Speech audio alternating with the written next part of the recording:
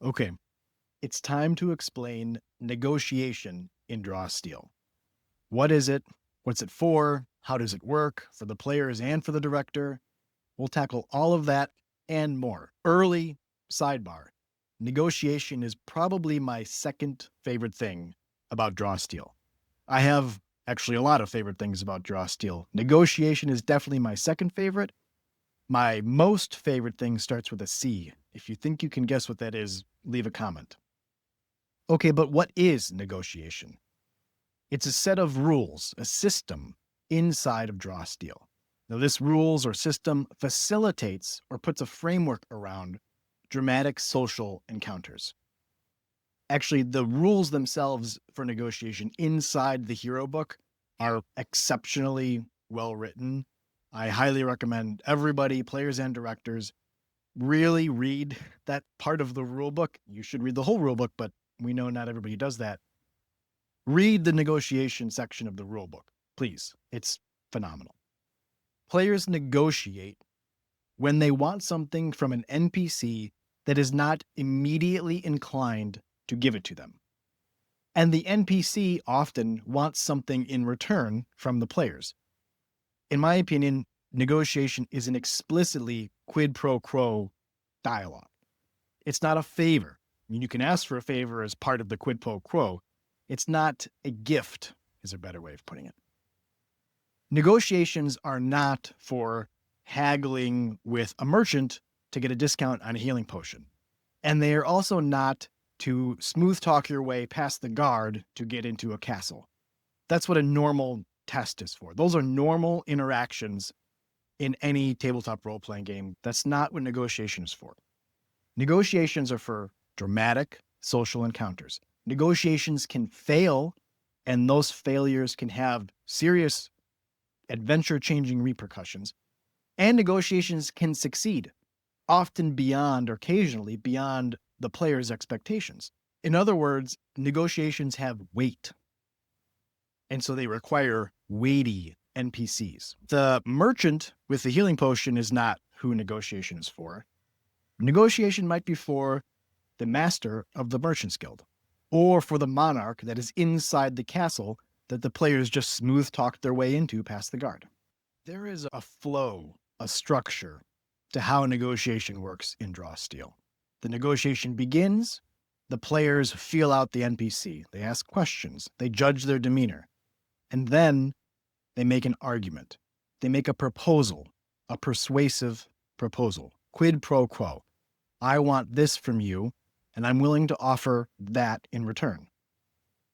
Depending on the results of that argument, which requires a test, a roll, the NPC could make a counteroffer, or they could decline, or they could agree.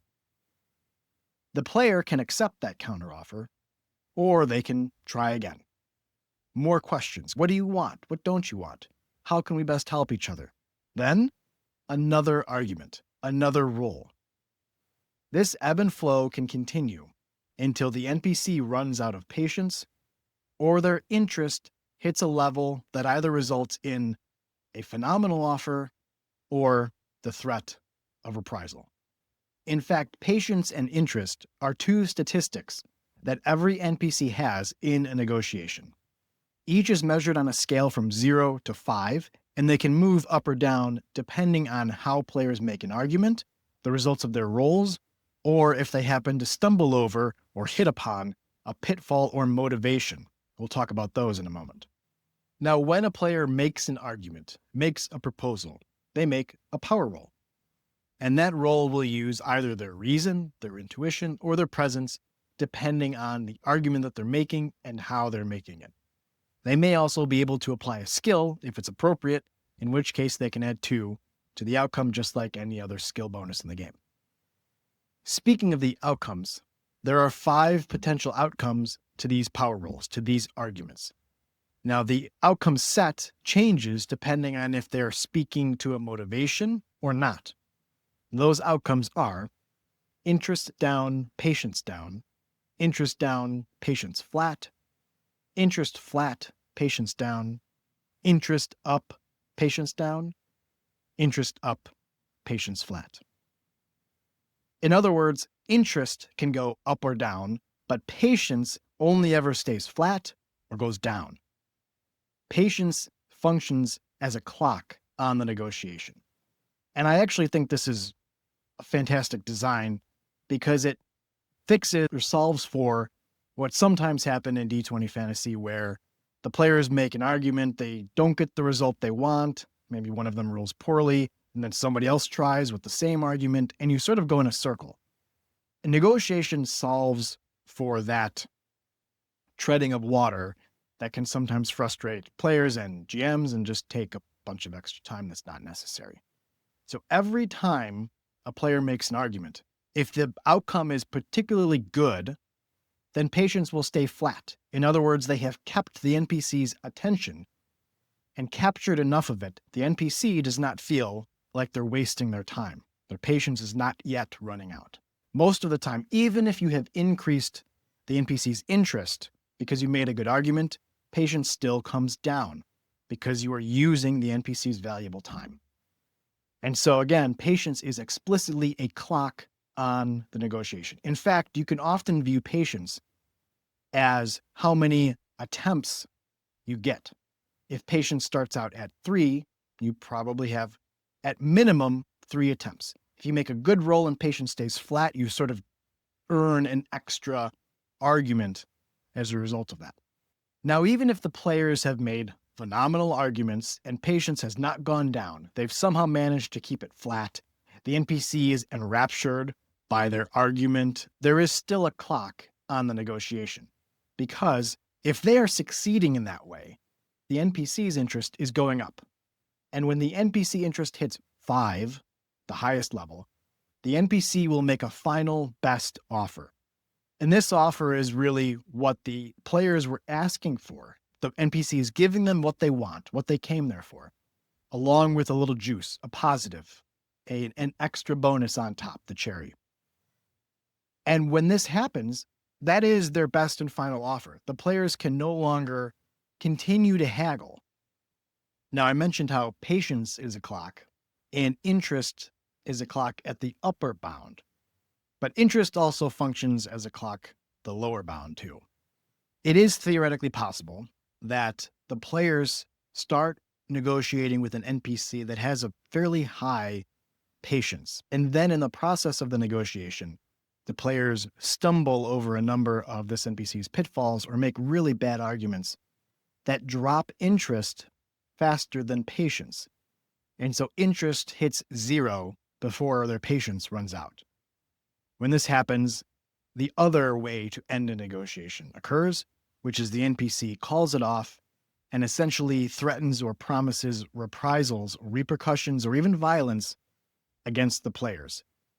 And the rules make it pretty clear that the NPC will follow through on how disastrous this negotiation was for the players.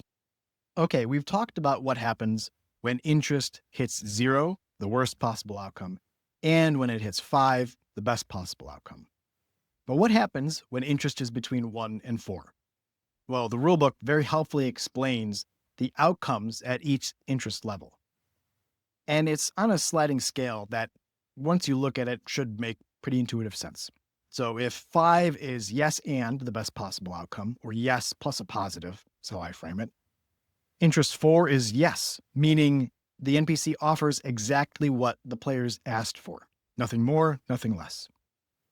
Interest 3 is a yes but, or yes plus a negative, meaning the NPC agrees with the players, offers them what the players wanted, but wants something extra in return. And importantly, if this is a quid pro quo negotiation, it means that the players should already be offering something to the NPCs. Now, that could be amorphous, a favor, or it could be very specific. But the player's argument, their offer, should include something that they are offering the NPC. It should not just be, please help me. Okay? So the yes but, the yes plus a negative, the interest 3 outcome, is the NPC extracting even more from the players than what they have already offered. Now, interest 2 is no but, or no plus a positive. the NPC is not convinced, they decline to help the players in the way that the players were hoping for. But the argument did not fall on totally deaf ears, and so the NPC is willing to offer a little bit of help.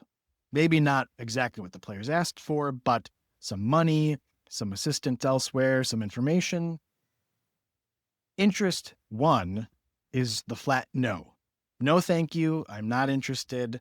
I'm not angry with you. I'm not going to hurt you, but I'm not offering any consolation prize either.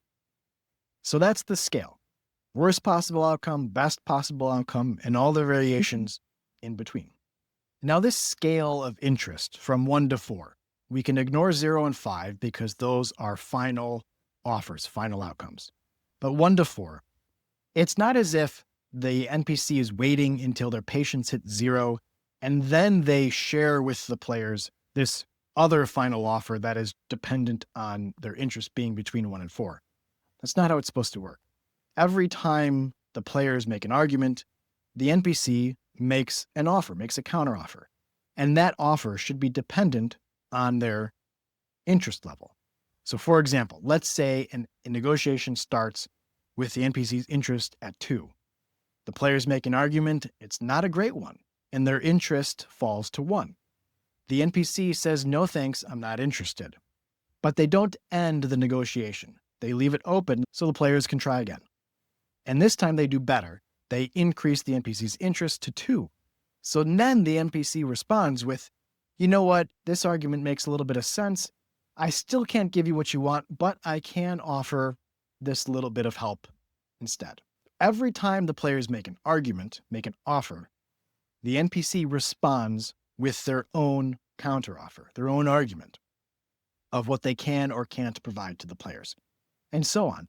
And this is important because at any point in this back and forth, the players can say, I think this is good enough. I want to stop. We want to stop and accept this offer. Maybe it's not what we came here hoping to get, but we have a feeling that their patience won't last forever.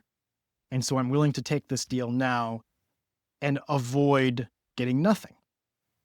And that's an important piece of drama, I think, in how the negotiations are structured. And it's also important, I think, on the director to give some indication to the players what an NPC's interest and patience levels are. And the rules leave this to the director. There's an explicit section that says you can share the actual interest and patience levels with the players, or you cannot. You can keep them hidden. And I think this depends on table by table. In some cases, if the numbers are out in the open, the players might try to game the system a little bit too much. Whereas if they're hidden, the risk is that they don't really understand what's happening and they get frustrated. So my advice is see what your table prefers, maybe run them in the open the first time so they can see how the mechanics work, and then hide them after that, because that will encourage a bit more role-playing. Now, I think that the director should be able to use some language and behavior to clearly articulate the changing preferences, the changing interest and patience of the NPC without needing to share the actual numbers behind the negotiation. And so I have made a couple of lists to give some language to some of these outcomes. And hopefully these will give some directors some tools, some language to use in their responses to, again, indicate or give the players information about what's happening without needing to share the numbers. Now, hopefully this will encourage the role playing, but still give the players enough information that they need. So I'm going to flash all of these tables up on the screen now in a row. You can pause and read them at your leisure, and then I'll be back in a moment once they're done.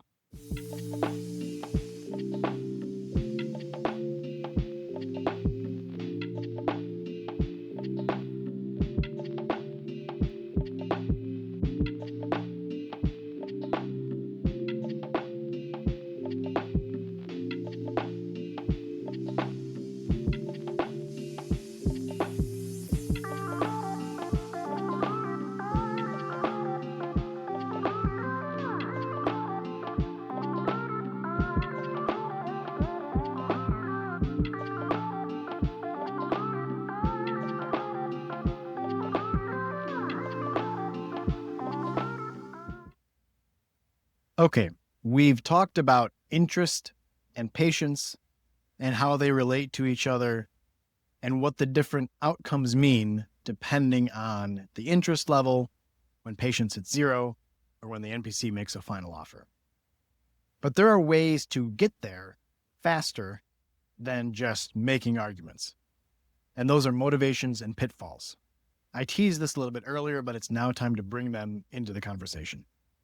A motivation is something that the NPC values. They think it's important. It's something that defines who they are as a character, as a person. And a pitfall is something they don't value, something they think is a weakness, a negative. Now, the beautiful thing that MCDM did with motivations and pitfalls is they made them the same. It's the same list of qualities, characteristics of things. And then depending on the NPC, that thing, let's say it's greed, is either a motivation or a pitfall depending upon that NPC. And I think this is fantastic. I think it was a nice way of making them feel coherent. And it also makes prep easier for the director because they just have one list, and it's easier to work off one list than it is to work off of 2 or more lists.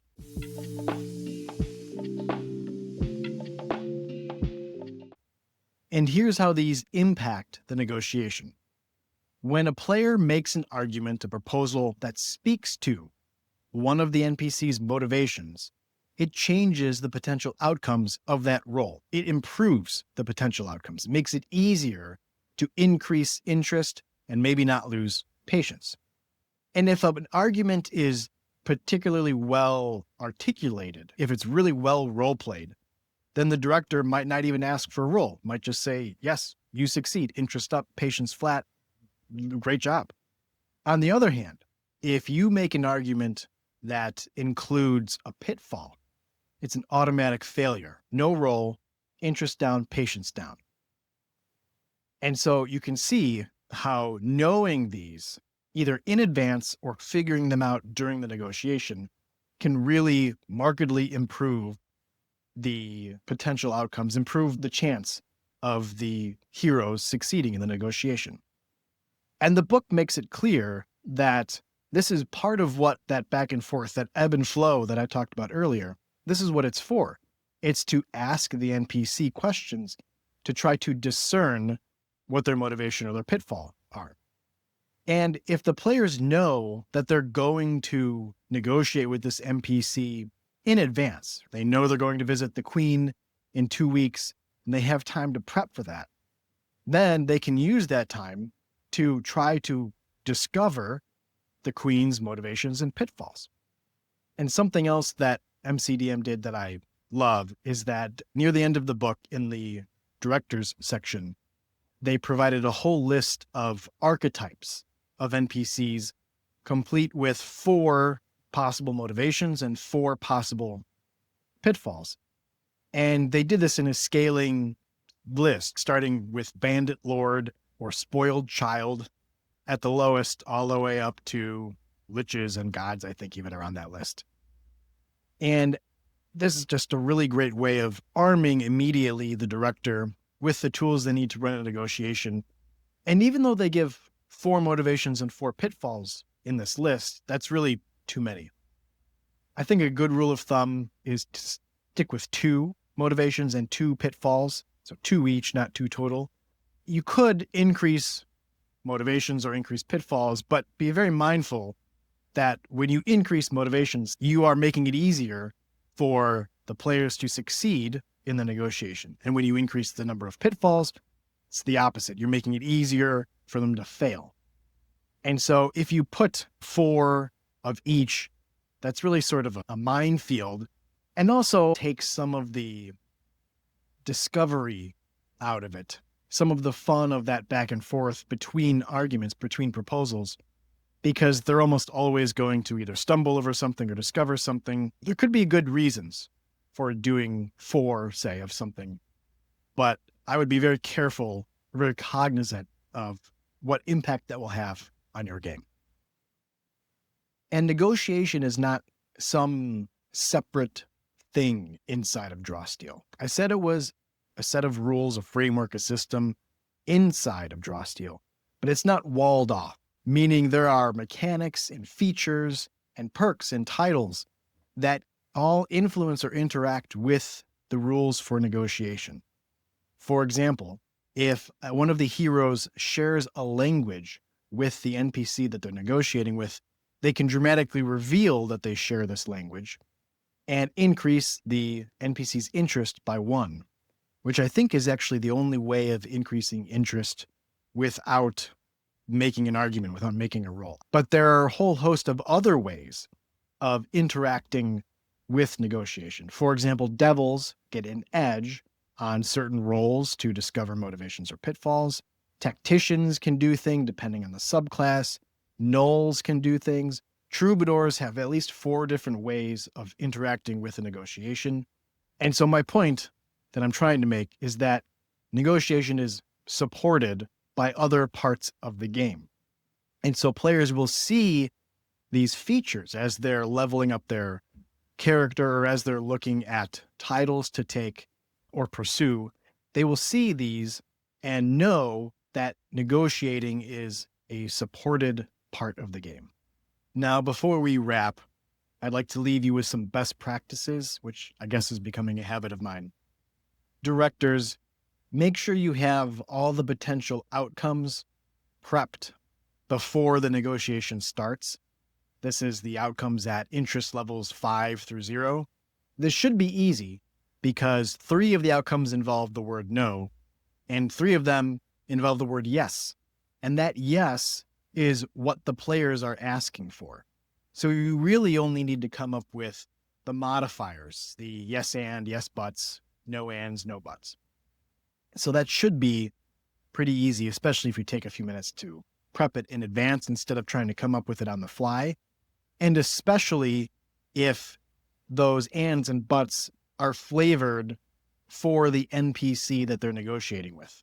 For example, a noble might provide money in lieu of their army, while a crime lord might provide information instead. Another best practice is to make it clear to the players if the negotiation can continue.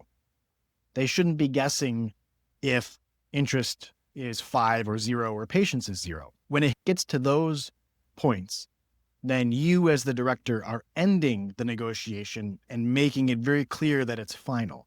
But if it's not one of those outcomes, if interest is between 1 and 4 and patience is above 0, then it's up to you to indicate that in some way, leave it open so that the players can properly interpret that the negotiation can continue. And for the players, 2 more best practices. One is when you are talking to the NPC, make it clear if you're making an argument, a proposal, or if you're just fishing for information and talking around things. And that way there won't be any accidental roles that the director is interpreting as your next proposal. And the second bit of advice for players is to make it clear which motivation you're speaking to when you make an argument. Even if you have discovered more than one motivation, you can only appeal to one in an argument. Also, why would you want to appeal to more if the roll can only increase interest by 1? You're using all of your bullets in one shot. Don't do that. Just make it clear which motivation you're speaking to in your proposal, in your argument. And that should be obvious. The director shouldn't have to guess. That's negotiation explained. I hope it was helpful. If you have any critiques or comments or anything of that ilk, leave them down in the comments below. I hope you enjoyed it. Have a beautiful day.